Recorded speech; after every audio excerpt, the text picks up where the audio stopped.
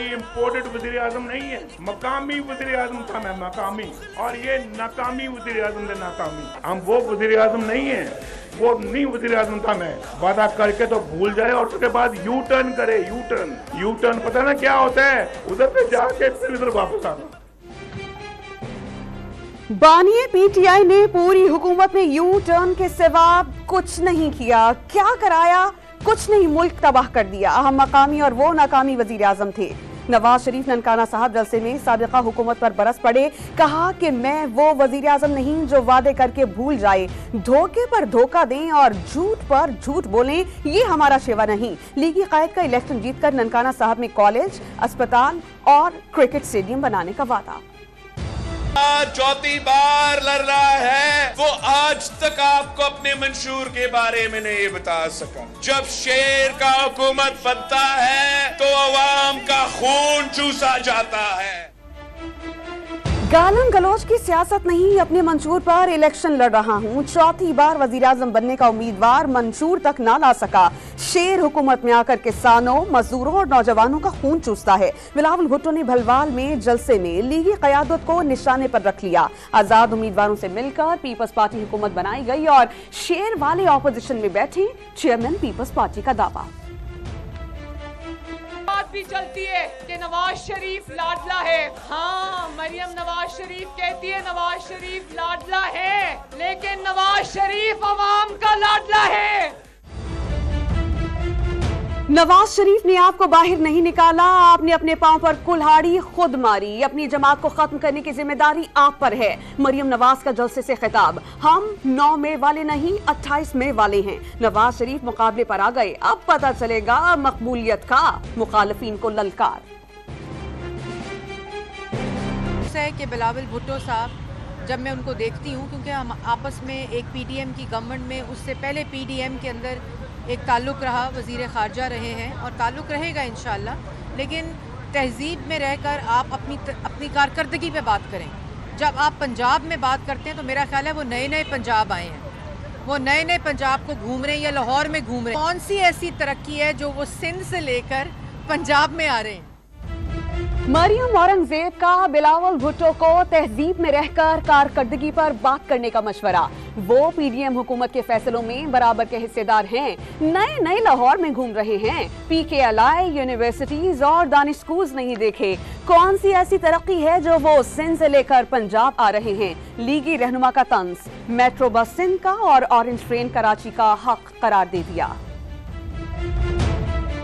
आपके लिए तो नया हो सकता है, बिलावल साहब के लिए नया इसलिए नहीं कि बिलावल साहब के नाना की और उनकी जमात की जो दाग बेल और बुनियाद है वो इसी लाहौर में डली। बिलावल साहब तो हमेशा तहजीब के दायरे में रहते हैं और रहे हैं। और याद करें कि जिस वक़्त मरियम नवाज साहिबा पे बुरा वक्त आया था तो एक बिलावल साहब थे जो उस वक़्त, मुझे लगता है, अपनी तहजीब के दायरे से अगर कभी निकले किसी के लिए तो मरियम नवाज साहिबा के लिए निकले।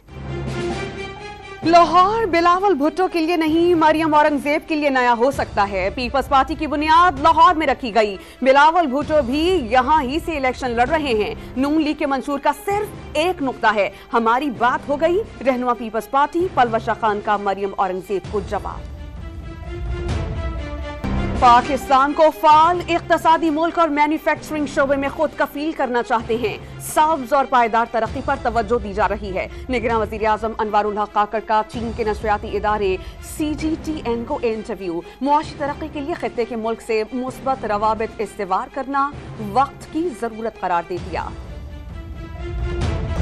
सोशल मीडिया पर प्रोपेगेंडे का मकसद बेयकीनी, अफरा तफरी और मायूसी फैलाना है। तहकीक और मुस्बत सोच के बगैर मुआशरा अफरा तफरी का शिकार रहता है। आर्मी चीफ ने दहशतगर्दी के खिलाफ पूरी कौम का ताउन जरूरी करार दे दिया। पाकिस्तान नेशनल यूथ कॉन्फ्रेंस से खिताब में जनरल आसिम मुनीर का मुल्की दिफा का अज़्म, खुद मुख्तारी पर कोई समझौता न करने का पैगाम। तहरीक इंसाफ इलेक्शन कमीशन की निगरानी में दोबारा इंट्रा पार्टी इलेक्शन कराने को तैयार। पीटीआई वकील ने आगाह कर दिया, जलसे नहीं करने दिए जा रहे, इंतखाबी निशान भी छीन लिया गया। शुएब शाहीन का शिकवा कि अब ये शहर, यहाँ के बासी बिला किसी तफरीक के जाग चुके हैं। हम यही पैगाम भी देना चाहते थे कि हमारे साथ अब 2018 वाला अमल कोई ना करे। अवाम ने पैगाम दे दिया कि अब वो जाग चुके हैं, 2018 वाला अमल कोई ना दोहराए। जब एमक्यूएम का मैंडेट छीना गया, गुज़श्ता इलेक्शन में जो सीटें मुत्तहिदा जीती उसी से लोग वजीर आजम बने। रऊफ सिद्दीकी की news conference. Supreme court of Pakistan ने NA 252 से अब्दुल हफीज लोनी को इलेक्शन लड़ने से रोक दिया। इलेक्शन ट्रिब्यूनल और बलोचिस्तान हाई कोर्ट का कागजात मुस्तरद करने का फैसला बरकरार। अब्दुल हफीज करप्शन केसेस में सजा पूरी कर चुके, इलेक्शन लड़ने की इजाजत दी जाए। वकील के दलाइल, लोनी को 10 साल सजा और 5 करोड़ रुपए जुर्माना हुआ। वो सिर्फ 2 साल और 2 माह जेल में रहे, 8 साल तक पैरोल पर जेल से बाहर रहे, जुर्माना भी अदा नहीं किया। चीफ जस्टिस काजी फाइज ईसा का वकील से मुकालमा। दानियाल अजीज NA 76 नारोवाल में मकामी इंतजामिया के खिलाफ इलेक्शन कमीशन पहुंच गए।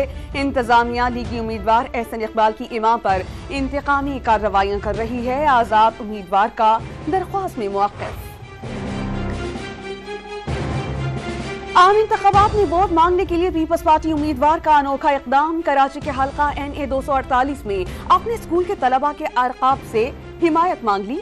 स्कूल इंतजामिया ने फॉर्म में बच्चों से करीबी रिश्तेदारों में से 5 वोटर्स का डेटा तलब कर लिया।